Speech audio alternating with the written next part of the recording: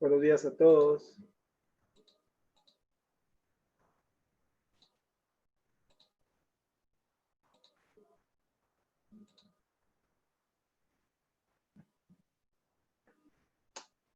Hola chicos, buenos días.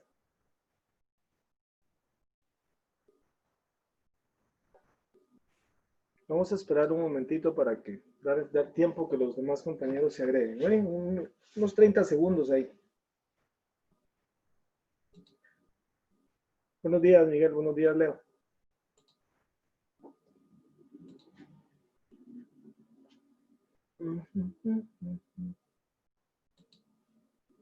Vamos a dar un cachito de tiempo. Espérense unos segunditos.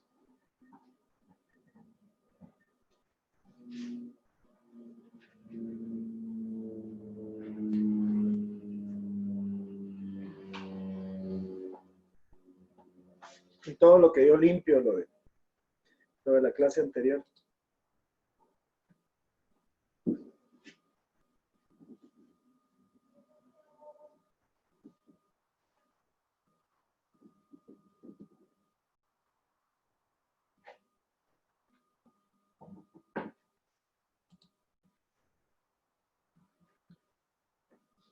Vamos a ver, ¿cómo estamos? Son 17 ustedes. Faltan 3. Ok, vamos a esperar un momentito. Mario Mérida, hola. Bueno, entonces, en todo lo que se agregan los demás compañeros, necesito darles 3 informaciones bien importantes. Quiero que por favor lo que les voy a decir lo compartan en toda la clase. O sea, que se enteren los demás compañeros que no estuvieron presentes. ¿Sí? Ahí siguen entrando, gracias. La primera de ellas es de que ya se dieron cuenta que en su horario aparece un periodo a la semana que dice reposición, que yo creo que es hoy. ¿Sí? No creo. Es hoy. Entonces, esa reposición que aparece, que otras le voy a decir ya más exactamente, para ustedes es todos los días lunes a las 5 de la tarde. Todos los lunes a las 5 de la tarde hay una reposición de tareas. Esa reposición es única. Perdón, me están preguntando aquí. Va. Esa reposición es única. ¿Qué quiere decir eso? Esa reposición va a servir para reponer tareas de la semana que acaba de terminar. ¿Qué significa eso? De que, por ejemplo, Valeria, pongámosle, o Leo, o Miguel, pongámosle que alguno de ustedes no entregó alguna tarea la semana pasada, entonces, el día lunes, a las 5 de la tarde, se conectan a Zoom, se conecta a Zoom y en Zoom, o sea, a las 5 de la tarde, yo le voy a asignar unos nuevos ejercicios que tiene que hacer para reponer la tarea o las tareas de la semana pasada, de la semana anterior. O sea que los ejercicios de las tareas atrasadas ya no los tiene que mandar. Y si los manda, pues mándelos, pues, pero no vale. ¿Sí? Porque para reponer esos puntos de las tareas no entregadas, tiene que ser los ejercicios que yo le voy a poner en Zoom. Y los cuales va a resolver ahí mismo. O sea, yo se los pongo y les digo, por ejemplo, Miguel, tú tienes que hacer este ejercicio. O estos. Entonces Miguel se pone a trabajar y cuando vaya teniendo la respuesta me la pone ahí en el chat o me la dice en voz alta. Y yo ahí le voy calificando de una vez para que él reponga sus tareas. ¿Sí? Pero tomen en cuenta algo. 2 cositas. Solamente se puede reponer las tareas de la semana anterior. De semanas más antes, digamos, de semanas anteriores, que son más atrás, ya no se puede. Eso quiere decir que si a usted se le olvida, por algún motivo, meterse al periodo de reposición los lunes a las 5 de la tarde, ya no va a poder reponer las tareas atrasadas, ya no, en toda la unidad. O sea, el único momento que puede reponer las tareas es en ese periodo. El que por algún motivo no se conecte a Zoom a esa hora, automáticamente perdió los puntos, ya se quedó en cero, aunque mandara después las tareas, ya no vale. ¿Sí? Entonces, esta es la primera información que les quería dar. Tienen que estar muy atentos, por favor, que no se les vaya a olvidar eso. Tomen en cuenta que ustedes tienen hasta el domingo en la noche para mandar las tareas, ¿sí? No me dejará mentir Kevin, por ejemplo. Kevin Montúfar, Kevin ayer me la mandó, en la tarde, noche, ¿sí? Entonces, vale todavía. Entonces, tienen toda la semana para mandarla. Pero si por algún motivo no la manda, está el periodo de reposición. Ese periodo no solo es para tareas, sino también para quizzes. ¿Sí? Está mi cabal que es también para quizzes. Cuando haya prueba corta, ahí se hace la reposición de la prueba corta. Va. Hablando de pruebas cortas, la segunda información es que esta semana tenemos la prueba corta. Si usted ve el calendario de Google, ¿va? De Google Calendar, ya aparece su prueba corta, ya está publicada. Anote ahí, la prueba corta va a ser el jueves, no viernes. Va a ser jueves de 12 a 1. O sea, de 12 a 13 horas, el día jueves. Y para hacer la prueba corta, también tiene que meterse a Zoom. Por eso yo les decía de que instalaran Quizzes en el celular o instalaran Quizzes en la PC. Porque tiene que estar en la cámara, en Zoom, yo viéndolo con la cámara y el micrófono abierto, y en el otro dispositivo usted va a estar contestando en simultáneo, al mismo tiempo. ¿Sí? Entonces, el alumno que no se conecte a Zoom, aunque haga el Quizzes, no vale, tiene 0. ¿Sí? O sea, el examen va a ser válido solo para las personas que están en los dos dispositivos al mismo tiempo. O sea, que yo lo estoy viendo que está trabajando ahí en la cámara y al mismo tiempo que está trabajando en Quizzes. O sea, como en Quizzes yo puedo llevar el control de por qué pregunta va cada uno. Entonces, yo tengo que estar viendo que esté trabajando, por favor. Es a esa hora. Es el día, ¿qué les dije? Jueves de 12 a 1, por favor, que no se les va a olvidar. ¿Sí? Si entra 10 minutos tarde, yo ya no le valgo la prueba. Entonces, significa que tiene que hacer la prueba de reposición el lunes de la siguiente semana. ¿Sí? Que ya es también en Zoom. Entonces, le encargo, por favor, que no se le vaya a olvidar. No se le olvide, por favor, estar conectado en ambos dispositivos, en Zoom y en Quizzes. De lo contrario, yo le voy anulando ahí o le anulo la prueba completa. Bueno, esa es la segunda. Está claro, hay cualquier cosa me pregunta.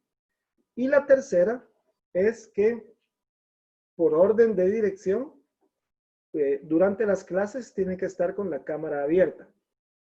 ¿Sí? Yo no sé si ya en otras clases se los habían dicho, pero la orden que tenemos es que el alumno que no esté con la cámara abierta lo tengo que sacar de la clase. Entonces yo les voy a suplicar, bueno, eso ya lo empecé desde la semana pasada con quinto, pero como la semana pasada no tuve clase con ustedes. Entonces yo les tengo que pedir que por favor activen su cámara y la tengan activa ahí en todo el tiempo. Si usted va a ir al baño, no hay pena. Usted deje la cámara ahí, se levanta y se va al baño. ¿Ya? No tiene que estarme diciendo, profe, me voy a ir al baño. No, se levanta. Yo lo que quiero es que esté la cámara permanentemente encendida. Por favor. Y eso se debe a lo siguiente.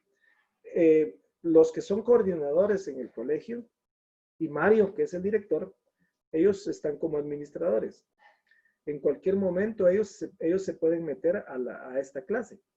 Y lo primero que van a darse cuenta es ver quiénes son los alumnos que no tienen la cámara activada.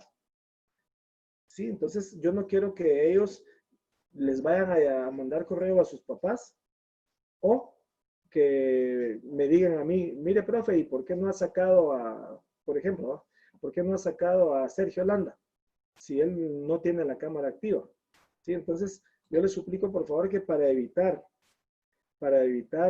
problemas, de que tengan activa la cámara. En el momento que yo empiece la clase, en un par de minutos, la tienen que activar. Perdón, se me cayó la almohadilla. Entonces, tienen que tener su cámara activa. No tengan pena por la cara que tienen, porque yo ya se las conozco. ¿Sí? Ya, eso no hay nada nuevo. Yo los conozco a ustedes. Entonces, esas son las tres cosas que yo necesito que compartan con todos sus compañeros, los que faltan. ¿Sí? El periodo de reposición, que es único. Si no pierde los puntos, definitivamente, la prueba corta de este jueves, que es a doble dispositivo, y las especificaciones de la cámara, por favor. Sí, entonces, vamos a empezar. Voy a darle continuidad al tema de la semana pasada, que nos tocaría ver ahorita la continuación. Estábamos viendo temperatura, ¿verdad? Ese era el tema que teníamos de la semana anterior. Bueno, entonces vamos a poner como título, ¿sí? La escala de temperatura absoluta. La escala de temperatura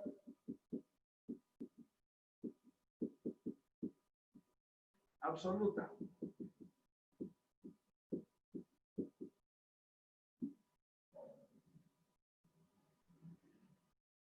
Pues en la escala de temperatura absoluta,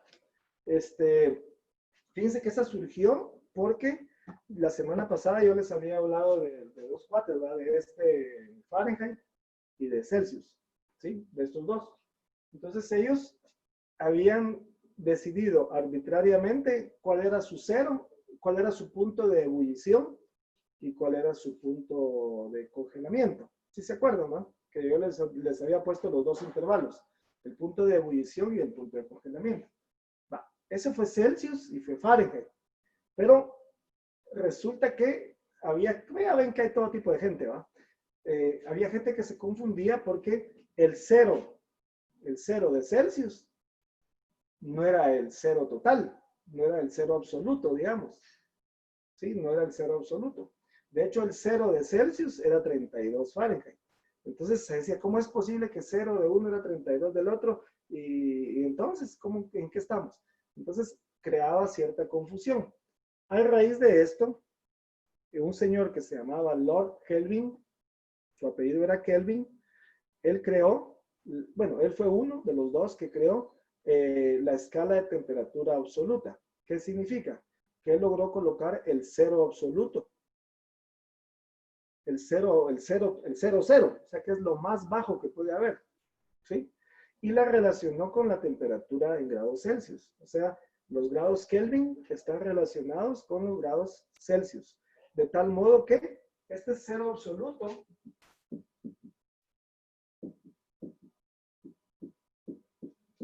ese famoso cero absoluto equivale a menos 273 grados Celsius. Menos 273 grados Celsius. Esto fue lo que definió el señor que yo les dije el apellido, ¿va? Lord Kelvin, de 1824 a 1907. Este fue Kelvin. ¿Sí? Que él vivió, dijimos, en 1824 a 1907. Él definió eso, de que el cero absoluto era menos 273 grados centígrados, ¿sí? O sea que no hay temperatura más baja. En el universo no hay ninguna temperatura que sea más baja que esta. Esta es la temperatura límite. No hay nada más frío. Ese es el cero absoluto, ¿sí? De hecho, hay gente que vive en Siberia. ¿Sí? ¿Saben dónde queda Siberia, no? Siberia queda en Rusia, creo, ¿no? Sí, pues en lo que es la Rusia, ahí queda Siberia. Ahí la temperatura llega a 70 grados bajo cero. Menos 70. Entonces es una temperatura bastante fría. Pero nada que ver, ¿no? El cero absoluto es menos 273. Pero hubo otro señor, más o menos de la misma época, que él, si se dan cuenta, Kelvin utilizó, para el cero absoluto, utilizó los grados centígrados. Pero vino otro señor y utilizó los grados Fahrenheit. Entonces él definió que el cero absoluto para él no era menos 273 en Celsius, sino que era menos 460 grados Fahrenheit. ¿Sí? Y este otro señor que lo definió, su nombre era, entonces le voy a poner aquí el dato de él, el nombre de él era William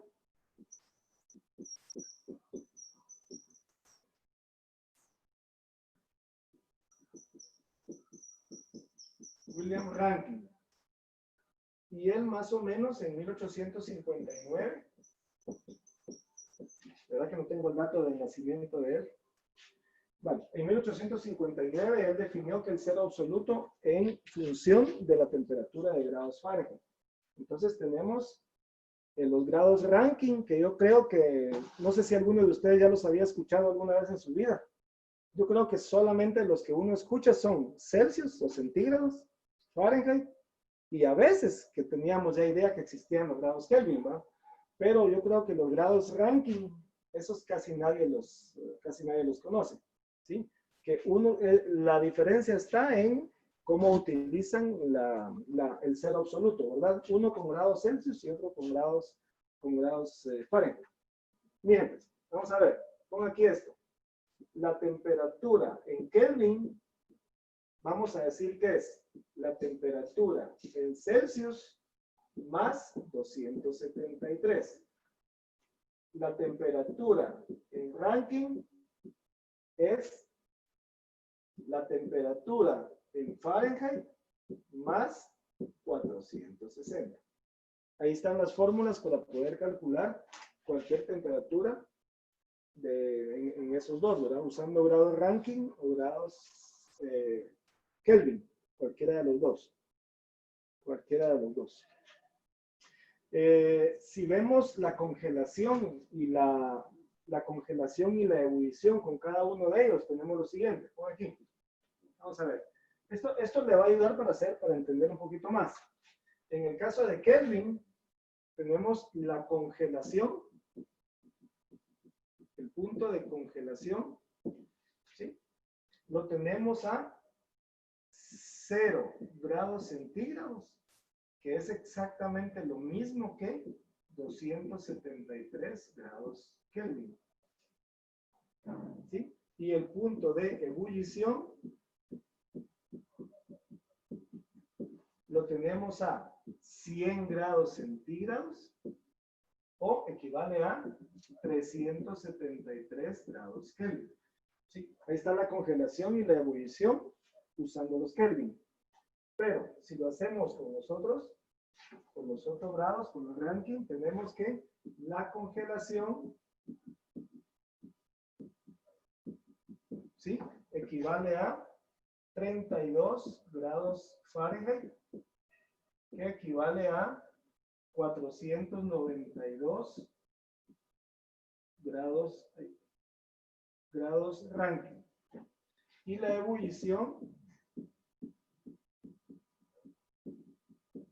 que la tenemos a 212 grados Fahrenheit, equivale a 672 grados Rankine.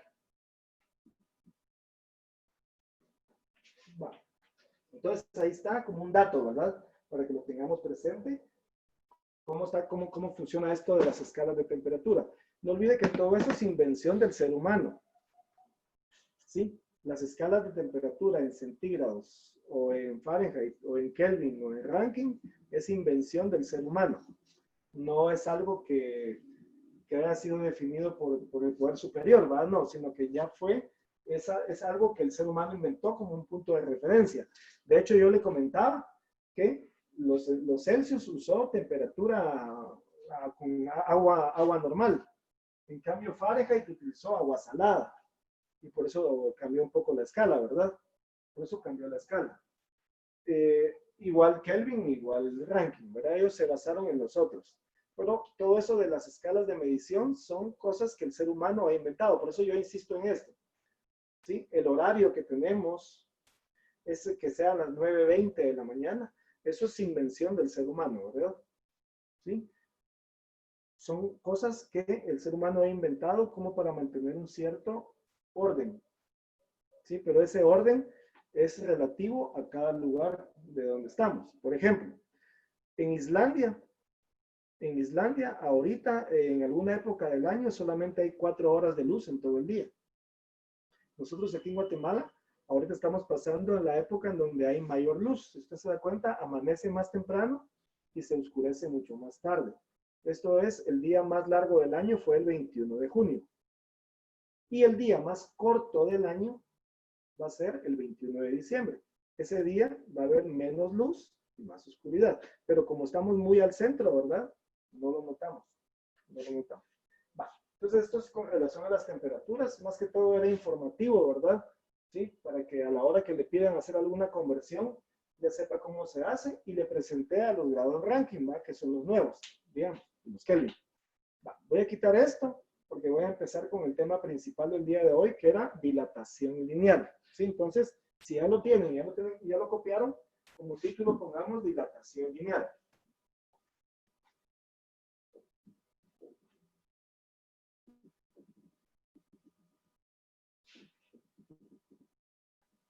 Bueno, título, dilatación lineal.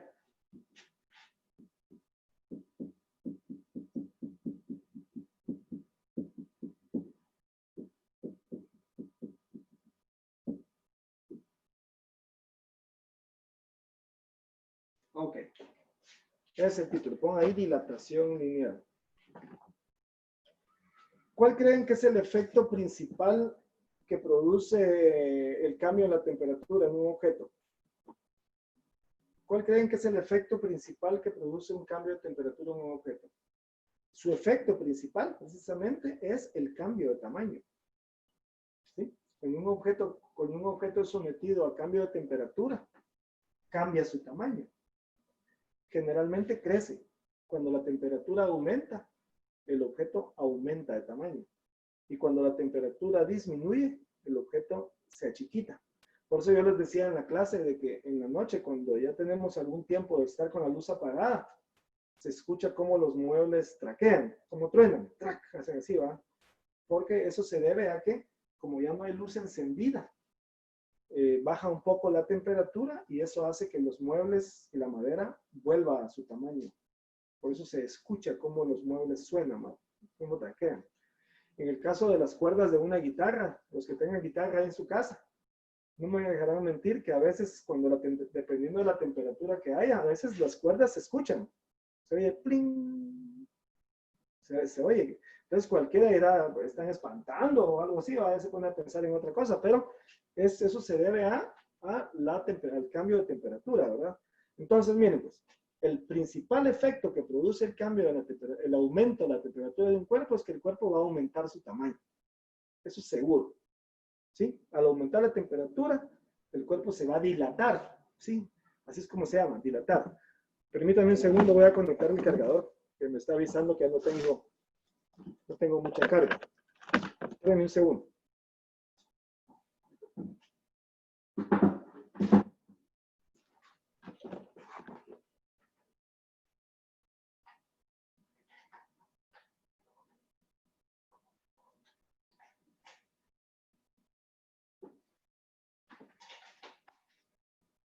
Bueno, ahí estamos. Esperemos que no se caiga. Ok. Bueno, entonces, eso es lo que ocurre, ¿no? ¿Y eso por qué se da? Porque aumenta la amplitud. Yo les había puesto la vez pasada de que cuando los objetos están así de esta manera, las moléculas están unidas por medio de cierta frecuencia, ¿no? Que yo le había dibujado la vez pasada. Cuando aumenta la temperatura, lo que pasa es que la amplitud aumenta. ¿Sí? Entonces, como aumenta la amplitud, o sea que miren pues, cuando aumenta el calor o la temperatura, Lo que aumenta no es la frecuencia de la onda, sino que aumenta la amplitud. O sea, se alarga. Eso es lo que produce que el objeto generalmente aumente, que el objeto aumente de tamaño. ¿Sí? Eso es lo que hace que el objeto aumente de tamaño. O sea, que este jala para acá, este jala para acá, para darse espacio, como para irse acomodando poco a poco, ¿verdad? Eso es lo que produce. Y entonces tenemos los siguientes datos. Y aquí ya vamos a ir a sacar la información para las fórmulas. Para las fórmulas. Veamos. Tenemos lo siguiente. Pongan atención acá. Voy a hacer este esquema y lo dibujan, por favor. Tenemos un objeto acá. Un determinado objeto. Este objeto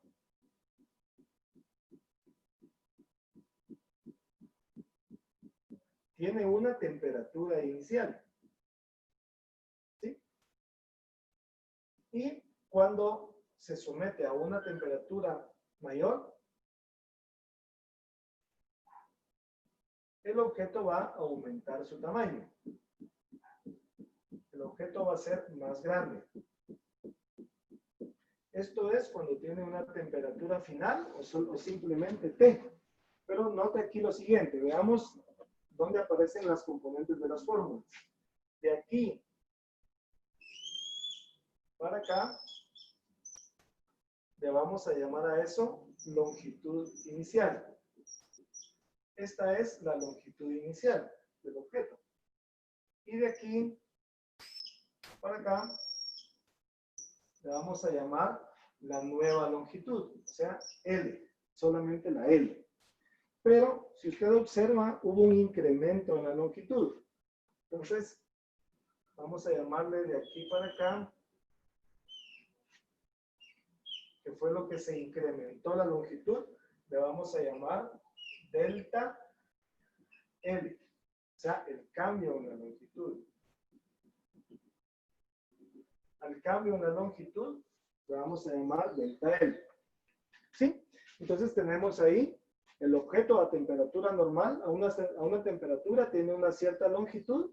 Cuando esa temperatura cambia, aumenta el largo, una nueva longitud, y a lo que cambió se le llama delta L, que fue el cambio. Eso se parece mucho al módulo de Young, que miramos cuando vimos elasticidad. Bueno, entonces aquí ya viene la siguiente fórmula.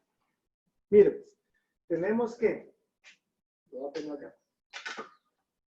Tenemos que delta L, o sea, el cambio en la longitud, vamos a decir que es la constante por la longitud inicial multiplicado por el cambio en la temperatura. ¿Sí? Voy a explicar qué significa cada uno de estos. Esta es la constante de dilatación lineal. O sea, este simbolito que aparece aquí es la constante de dilatación lineal. Esa constante de dilatación lineal la da el material que uno está usando. El material es el que me da esa constante que está acá, ¿no? Eso depende de qué material. Yo por eso insisto, en la página 339 del libro aparece una tabla en donde está la constante de dilatación de varios materiales, no de todos, ¿no? Pero de algunos materiales aparece la constante de dilatación para que usted vea. Pero ese símbolo es un número que depende del material, ¿sí? Es importante tomar en cuenta eso. De aquí yo puedo hacer los demás despejes. O sea, yo puedo despejar la constante. O sea que si yo quiero saber la constante, sería delta L dividido LO por delta T. ¿Sí? Ahí únicamente despejé, ¿no? Entonces, aquí ya tengo la segunda fórmula. Eso quiere decir que si yo quiero hallar la nueva longitud que va a tener el objeto, la nueva longitud que va a tener el objeto sería L va a ser igual a la longitud inicial más delta L. ¿sí? La longitud inicial más lo que creció, eso me da la nueva longitud que va a tener el octeto. Si yo sustituyo lo que ya tengo, me va a dar que L es igual a la longitud inicial más la constante de dilatación lineal por delta D. ¿Sí? Aquí ajunté las dos fórmulas, ¿no? Aquí está acá. ¿Sí? ¿En qué se usa eso? Ya en la vida real. Ustedes, varones, sobre todo, los chicos, han oído que sus papás mencionan algo del auto, de que estaba dañado el tiempo. No sé si han oído esa palabra. Si sus papás le hacen algo al mecánico, dirán, es que ese ahí ha de tener malo el tiempo. Entonces, cuando mencionan que tiene malo el tiempo, ¿cómo se ve que tiene malo el tiempo? Por ejemplo, cuando uno va a arrancar el vehículo y le da switch, generalmente el auto hace pip, pip, pip, pip, pip, hace una como alarma, y uno debería arrancarlo hasta que termina de hacer el último pip, hasta que se queda callado. Hasta ese momento lo tendría uno que encender, el auto, ¿sí? Porque lo que está haciendo el auto ahí, en ese momento, es equilibrar el tiempo de toda la parte eléctrica y térmica del auto. Si uno generalmente no espera que llegue hasta que se quede callado, ¿no? ¿Sí? O la campanita que suena, ¿sí? Uno lo que hace es de que nomás solo le da switch y de una vez lo arranca. Pero ese es el tiempo. Si está descuadrado el tiempo, uno cuando lo intenta arrancar sin esperar que llegue hasta el final, lo enciende. Porque lo está encendiendo en un tiempo equivocado, digamos. Por eso es que dicen que está malo el tiempo. Otra forma de ver el tiempo es con las luces de emergencia, las intermitentes. Cuando uno pone las intermitentes, si uno a veces, no sé si ya notó, ¿qué pasa cuando se quema alguna intermitente de atrás? ¿Ya se dio cuenta? ¿Ya se dio cuenta qué pasa cuando se quema una de atrás? ¿Cómo se ve en el tablero? Se ve que va más veloz. No sé si ya lo había notado, ¿va? Que cuando se quema las luces de atrás, por ejemplo, las intermitentes, va más veloz, va taca, taca, taca, taca, aumenta la velocidad. ¿Por qué? Eso está diseñado con un termostato. Eso está diseñado con un termostato, ¿sí? Entonces, ese termostato es el que le dice al tiempo que tiene que acelerarse, ¿verdad? Porque hay una luz que está quemada, ¿sí? Otra forma que se usa es para ver, ¿cómo le diré? Las palancas de la luz que hay en su casa. No sé si ya notó de que a veces cuando hay una tormenta eléctrica se baja la palanca. ¿Ya lo habían notado? De que cuando hay una tormenta eléctrica o algo, las palancas de la luz se bajan solitas y se va la luz en toda la casa. Va, eso funciona de esta forma, con la constante de dilatación lineal. Porque viene el ingeniero, pues que por algo es ingeniero, va, porque se la fuma bien. Viene el ingeniero y lo que hace es de que pone un dispositivo que es de un material que él ya sabe cuánto se va a estirar cuando aumenta la temperatura. Entonces, si hay alguna descarga eléctrica, esa descarga eléctrica va a caer a ese pedacito de metal. Ese pedacito de ese cierto metal, cuando recibe la descarga eléctrica, se estira, o sea, se dilata. Y cuando se estira, topa un seguro que hay ahí, y ese seguro activa que se bajen las palancas. ¿Sí? Por eso es que las palancas se bajan cuando hay una descarga, porque el termostato se activa y eso para evitar que los aparatos eléctricos de su casa se vayan a quemar. ¿Sí? Porque si una descarga es muy fuerte, se le puede quemar la compu, se le quema la tele, el equipo de sonido, se pueden quemar porque esa es una descarga muy fuerte. ¿Sí? Ahí es donde se usa todo esto, ¿verdad? En interruptores. Yo vi un documental la semana pasada de cómo construyeron el Titanic. Entonces,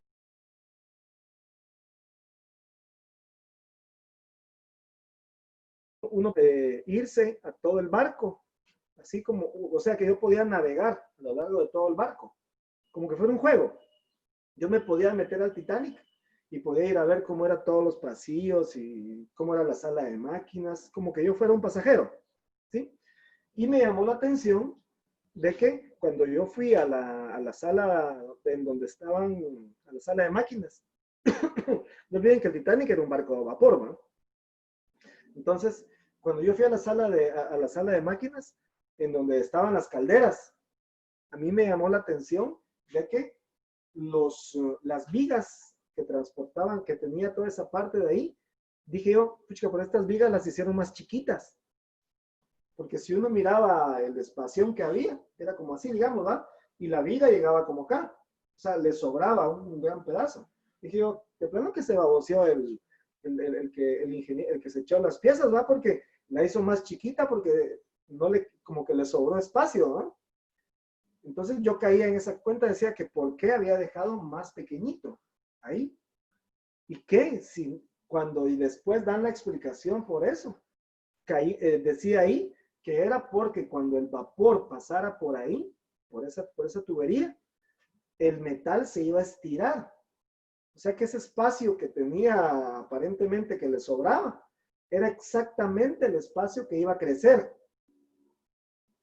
¿Sí? O sea que el ingeniero tenía que dejar a la hora de construir el barco o cualquier cosa, tiene que dejar el espacio suficiente para cuando la temperatura haga que crezcan los metales, porque si no va a topar y va a colapsar. ¿Sí? O sea, imagínense, al hacer un puente, de esos puentes de Estados Unidos enormes, ¿va? Tiene que fijarse bien en el material y dejar espacio para que juegue, porque si la temperatura aumenta, el metal se estira.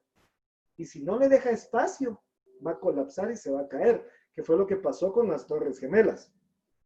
Las Torres Gemelas no estaban, bueno, ¿quién iba a pensar que un avión se iba a estrellar ahí, va? En cada una de ellas, para empezar. Pero resulta que el núcleo de cada torre gemela era de metal, era fundido de puro metal. Entonces, ¿qué pasó? Lo que sucedió es que cuando hubo incendio a causa del choque de los aviones, se calentó ese núcleo que tenía ahí y se fundió. Pero ¿qué pasa con la temperatura? Que estiró. Y al estirar, hizo que el edificio completo colapsara de dentro. O sea, como una implosión. Por eso es que si uno ve las escenas de cuando están cayendo, se ve como que el edificio está implosionando él mismo, ¿verdad? Porque no le habían dejado espacio. ¿Pero para qué le iban a dejar? ¿Va? Si de todos modos, ¿quién iba a pensar que un avión se iba a estrellar en ellas? O sea, pero por eso fue que cayeron, ¿sí? Porque estructuralmente estaban diseñadas para soportar choques de aviones. O sea, los ingenieros, en teoría, los que la habían hecho, sí lo habían diseñado para que soportara el impacto de un avión, como en verdad soportó. En lo que no se pusieron a pensar era que el avión iba a provocar un incendio y que ese cambio de temperatura iba a estirar el núcleo del centro del edificio y eso iba a hacer que colapsara. Entonces, eso es básicamente lo de la dilatación lineal, ¿va? Significa que al someter un objeto a un cambio de temperatura, se va a estirar una cierta distancia. Una cierta distancia. No me lo va a creer, pero hasta los tornillos que van puestos en algo de metal tienen que ser del mismo material, porque el tornillo también va a dilatarse, va a crecer. Entonces tiene que ser todo precisamente bien puesto, dependiendo en qué país del mundo vaya a estar. Porque no es lo mismo un edificio acá en Guatemala que hacer un edificio en Siberia, ¿sí? O un edificio que sea en un lugar más cálido. Entonces, hasta eso, no crean de que la ingeniería es pareja en todo el mundo, sino que hay que tomar las consideraciones necesarias de cambio de temperatura, ¿va? En Dubái, por ejemplo, ya se imaginan en Dubái, los edificios tienen que ser estructuralmente diseñados de esa forma para que aguanten esa gran temperatura. Si en Dubái llegara a haber frío, imagínense que hay una ola de frío, una era de hielo, pongámosle. Imagínense la era de hielo, a Mani, así, a toda la mar ahí. Imagínense todos esos ahí en Dubái, congelados. Lo primero que va a caer van a ser los edificios, porque no están diseñados para frío. El frío los va a contraer y al contraerse se van a derrumbar porque no están diseñados para eso, ¿verdad? Sí, o sea que esa escena de que el edificio se congela, Nada, se va a caer en Dubái, pues. Ahí, aquí en Guatemala tal vez no tanto. Bueno, entonces hagamos un ejemplo. Hagamos un ejemplo, pues. Vamos a hacer un ejemplo. Voy a quitar esto, pero voy a dejar las fórmulas. Voy a hacerlo de este lado.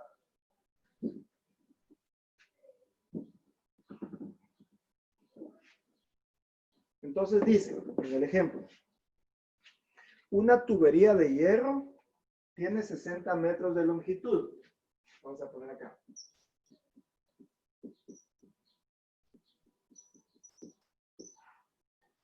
Ejemplo. Tubería de hierro.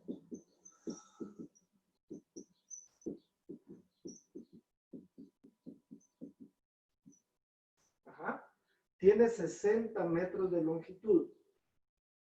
60 metros de longitud. 60 metros de longitud.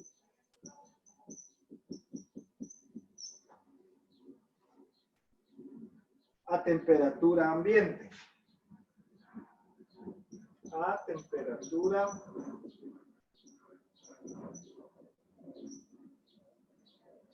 ambiente. Esa temperatura ambiente vamos a decir que es 20 grados centígrados. Temperatura ambiente 20 grados centígrados. No. Si va a conducir vapor,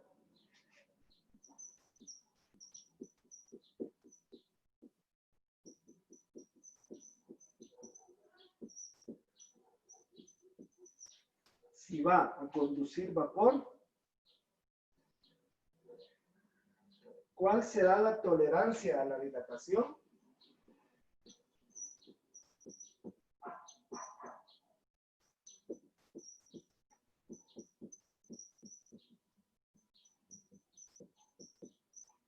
¿Cuál será la tolerancia a la dilatación? ¿Y qué nueva longitud tendrá? ¿Y qué nueva longitud tendrá? Bueno, entonces ya tenemos el problema. Una tubería de hierro de 60 metros de longitud a temperatura ambiente, o sea, 20 grados centígrados. Si va a conducir vapor, ¿cuál será la tolerancia a la dilatación? ¿Y qué nueva longitud tendrá? Aquí viene la palabra tolerancia, ¿no? Entonces, ya vamos, ahorita que lo resuelva, vamos a ver cómo está el asunto. En primer lugar, que usted tiene que darse cuenta que este problema es de dilatación lineal. 1, es de dilatación lineal. 2, ya le dijeron el material, ya le dijeron de que es hierro. Entonces usted se va a la tabla que yo le mencioné, que está en la página 339, en la página 339, página 339 del libro, está la tabla y ahí puede darse cuenta cuál es la constante de dilatación lineal del hierro. Entonces tenemos que la constante de dilatación lineal del hierro es igual a 1.2 por 10 a la menos 5 por grado centígrado.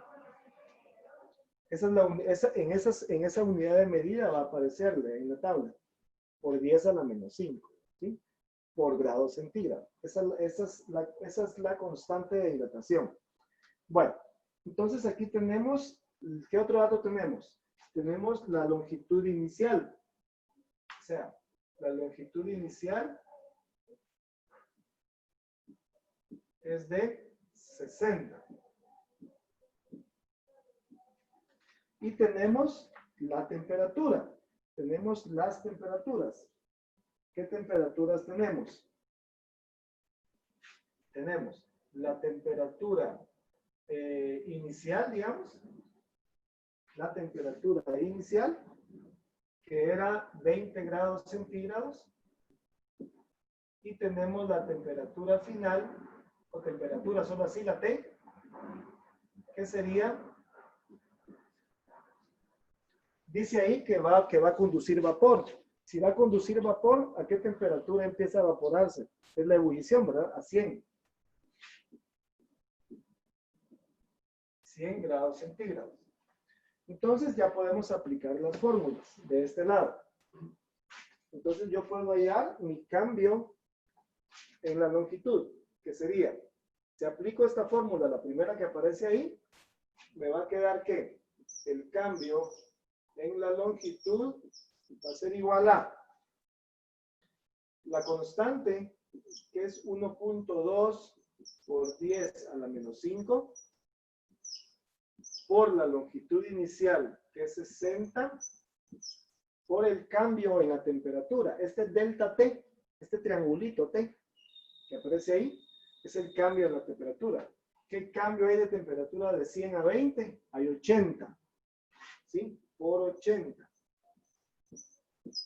Entonces, aquí me va a dar ya mi delta L. Delta L es lo que cambió, ¿sí? Cuando yo haga mi delta L ahí, me va a dar como respuesta 0.0576 metros. Ese es mi delta L. Eso es lo que va a aumentar, digamos. Pero como me están pidiendo cuál va a ser la nueva longitud, o sea, cuál va a ser mi nueva L, entonces esto es la longitud inicial, que es 60, más la nueva longitud, lo que va a cambiar, que es esto que está aquí.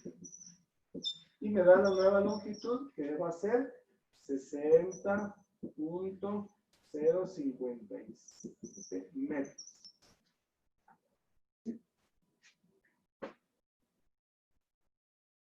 ¿Y qué significa la tolerancia? La tolerancia la voy a poner acá.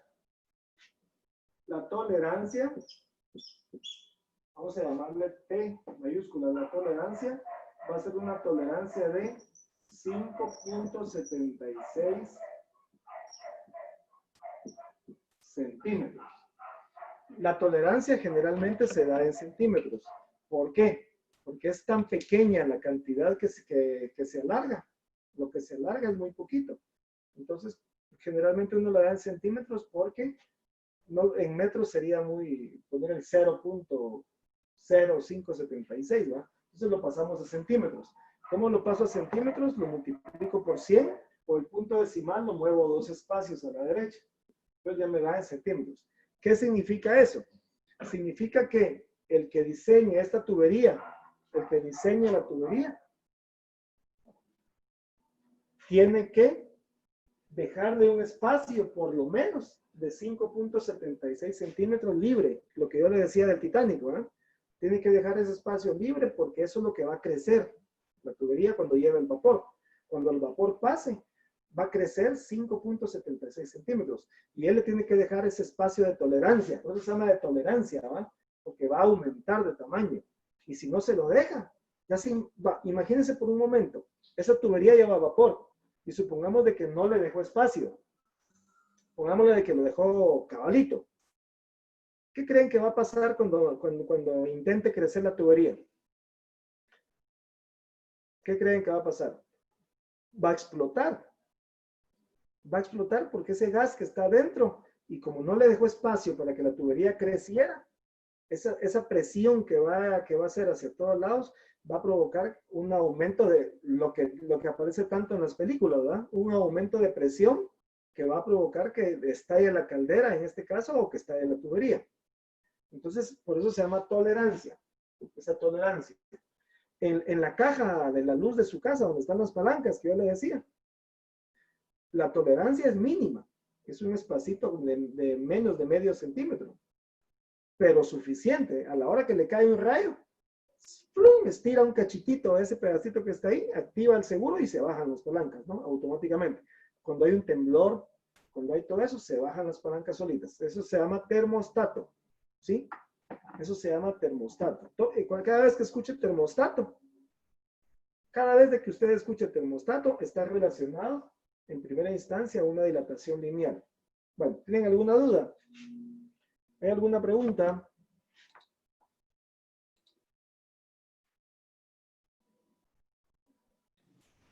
Profe, ¿le puedo tomar screen? al pizarrón. Va, dale.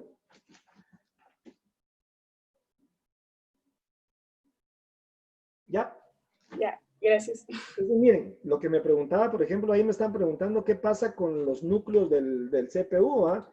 No olviden que ustedes que son de compu, la computadora ha pasado a lo largo de su historia por muchas generaciones, ¿va? La primera generación de computadoras, cuando salió la ENIAC y la Mark I, que fueron las primeras computadoras que existieron, usaban tubos al vacío, ¿se acuerdan?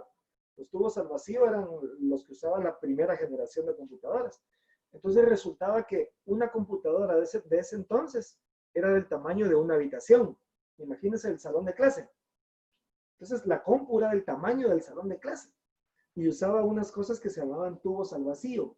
Y esos tubos tenían el gran problema de que explotaban, porque el cuate que los diseñaba, los ingenieros de ese entonces, digamos, no se calentaban, pues se sobrecalentaban tanto, y como no le dejaban la tolerancia, esa tolerancia hacía de que explotaran o había fugas, etcétera, ¿no? Entonces, esos eran los principales problemas. Conforme pasó a la segunda generación de computadoras y a la tercera que apareció el transistor, ¿va? Porque en la segunda generación aparecieron los transistores. Entonces ya no se usaban tubos al vacío, sino se usaban transistores. Y apareció la tarjeta perforada. Yo me acuerdo que cuando el recibo de luz venía a mi casa antes, el de luz y todo eso, no tenía ni un número, ni una letra. Era un pedazo de cartón en blanco. ¿Sí? Un pedazo de cartón en blanco, solo que tenía agujeritos. Y ese era el recibo que te dejaban. O sea que la gente no entendía nada, ¿va? No miraba cuánto le había salido de luz ni nada, porque solo le llegaba la tarjeta y con los agujeritos, así variados. Y cada agujerito en la posición en que estaba y la cantidad de ellos te decía tu consumo, ¿va? Pero estos usaban transistores. Y lo que me decía el compañero, ¿va? Cabal que los transistores igual no les dejaban el espacio suficiente, entonces cuando el transistor crecía, topaba y se quebraba, se fragmentaban los transistores. De hecho, algunos abuelitos de ustedes tal vez todavía tienen radio de transistores. Cuando escuchaban radio de transistores, ¿no? Sí, entonces eran muy de moda. Pero después surgió el procesador y se pasó a la tercera generación de computadoras. En la tercera generación de computadoras, los dispositivos se fueron haciendo más pequeños. Entonces apareció el sistema operativo, que era el DOS, ¿va? ¿Se acuerdan? No sé si ustedes vieron que existía una cosa que se llamaba DOS, que era el sistema operativo que existía. No había Windows, que fue con el que yo aprendí. ¿Sí? Ustedes saben de que yo primero, antes de ser maestro de mate y de física, yo fui maestro de computación. Yo daba programa. Entonces yo enseñaba todo eso porque cabal en el DOS no existían, no había monitores a colores, pues era todo, era monocromático. El mouse no existía. Entonces había que hacerlo todo a mano. Ahí apareció el lenguaje de programación COBOL, el lenguaje de programación Pascal, el lenguaje de programación BASIC, que eran los primeritos que había en ese entonces. Pero los dispositivos ya no se fragmentaban tanto porque eran más chiquitos, que ya habían cachado de que si se calentaban crecían y le metieron a la compu el ventilador. Entonces se dan cuenta que las compus tienen un ventiladorcito. Ese ventiladorcito hace que no se caliente tanto. ¿Sí? Entonces, para que no se fragmenten, ¿no? Esa es la idea. Después el microchip, ese procesador se hizo más pequeño y se pasó a la cuarta y quinta generación, ¿va? La cuarta generación, que es la que tenemos actualmente. Actualmente tenemos la cuarta generación de computadoras, en donde ya los dispositivos son tan pequeños que aquí en este aparato que le dicen teléfono, ¿va? Que lo que menos es teléfono, creo yo, porque yo creo que quienes lo usan solo para llamar, nadie, ¿va? De hecho, ya no se usa casi para llamar, se usa para todo lo demás. Es impresionante todo lo que tiene metido, ¿verdad? Entonces, conforme las generaciones de computadoras fueron avanzando, se llegó a una quinta generación de computadoras, se quiere llegar a una quinta generación de computadoras, que es la generación de la inteligencia artificial, que se va caminando hacia ella poco a poco, ¿verdad?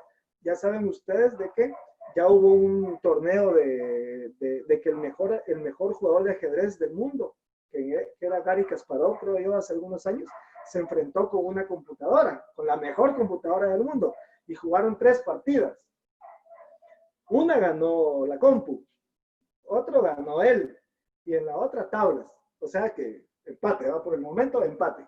Pero vamos a que se está trabajando en eso. La idea es que usted comprenda de que esa energía que yo le decía, esa energía que se pierde aparentemente, se transforma en calor. Es que ese es el asunto. Si se transforma la energía en calor, ese calor va a provocar que los objetos crezcan. Y por eso es bien delicado, ¿verdad? Es bien delicado, hasta a nivel fisiológico. Ya saben ustedes de que cuando una persona ha hecho mucho ejercicio, un corredor de maratón no puede parar de un solo. Porque si para así de cuentazo, si de golpe se detiene, es peligroso porque se puede tener un infarto, ¿eh? Es lo que le llaman un golpe de calor. Entonces él tiene que ir deteniéndose poco a poco. Por eso los que llegan a la meta, ellos siguen medio moviéndose un cacho, ¿va? Para no parar así muy de repente porque les puede causar la muerte. Entonces, igual es con las máquinas, de la maquinaria, el auto. Miren, el auto es muy delicado. Por eso es que en el tablero aparece el termostato, ahí chequea la temperatura. Eso de que cuando, y necesita tener algo que lo esté enfriando. Imagínese el auto, destápelo imaginariamente, levante el capó y vea que hay algo, un dispositivo que lo está enfriando. 1, 2, tiene un termostato que le chequea cuando la temperatura está demasiado alta. 3, tiene agua. Hay una cosa que se llama radiador y el radiador sirve para mantenerlo fresco. Eso es porque está sometido a gran esfuerzo y a gran trabajo y a gran energía, y eso se calienta. Si eso se calienta, si uno a veces cuando uno va en carretera, no me dejarán mentir que a la distancia se ve hasta como un espejismo, se ve como se hace así el humo, ¿ah? ¿Sí? Como que fuera espejismo. Es impresionante el calor, más el calor del motor. Entonces, el auto debería desarmarse. Si no tuviera ni radiador, ni el ventilador, ni el agua, ni todo el termostato, el auto tendría que prender fuego. Sí, por eso, porque tiene que quemarse, explotar o algo, pero no tendría que estar. Por eso los ingenieros tienen que fijarse en todo eso, ¿verdad? Cómo disminuir la fricción. Profe, Sí, dime. y también tienen entradas de aire por montones los carros. Por supuesto, si el aire te enfría, ¿va? Esa es la Sí. idea. De hecho, las naves espaciales, los cohetes, cuando despegan, tienen una capa protectora que disminuye al máximo la fricción para que la fricción, que ese calor no se vaya. Fíjense que ayer estaba viendo con mi esposa una foto del tanque. Ustedes saben de que usan dos tipos de combustible, ¿va? Usan combustible líquido y combustible sólido. El combustible líquido, la realidad es un tanque, pero como le diré yo, una personita se ve como así y el tanque es como así. Estoy hablando que es impresionante el tamaño del tanque de combustible líquido que tiene, ¿no? Ya se imagina qué calor tan grande en el momento que eso está funcionando y se explota. Peor todavía, ¿va? Decir, pobre los del transbordador espacial Challenger, ¿va? En el año 86 yo estuve presente, no estuve presente, estuve viéndolo en vivo cuando despegó y cuando lamentablemente se destruyó, ¿va? Yo vi en vivo cuando explotó. Y una maestra se había ganado un sorteo en todo Estados Unidos para ella ser la primera maestra en el espacio, con tan mala suerte de que en ese vuelo ahí explotó y murió, ¿no? ¿Sí? Entonces, bueno, pues ahí la vamos a dejar por el día de hoy. Ahí está, dilatación lineal. Ahí están las fórmulas, ya vimos el ejemplo. Todo va más o menos en la misma línea. Y cualquier cosa, pues ya saben, me escriben ahí. Profe, Sí, dime. es una pregunta. ¿Usted cuándo cree que logren implementar la computación cuántica a una computadora para el público? Lo que pasa es que la computación, la física cuántica todavía ni siquiera hay evidencia científica. O sea, tú la sabes a nivel teórico, pero a nivel práctico el ser humano no ha inventado ningún dispositivo para manipularla. ¿Sí? Ok. Porque todo es tan pequeño y a tan grandes escalas, a tan altas velocidades, ¿va? Y tan pequeño que el ser humano no cabe ahí. ¿Sí? Ya. Vamos. Entonces les deseo que pasen feliz día. Se me cuidan. Bendiciones. Adiós. Gracias, profe, igualmente. Adiós. Adiós. Feliz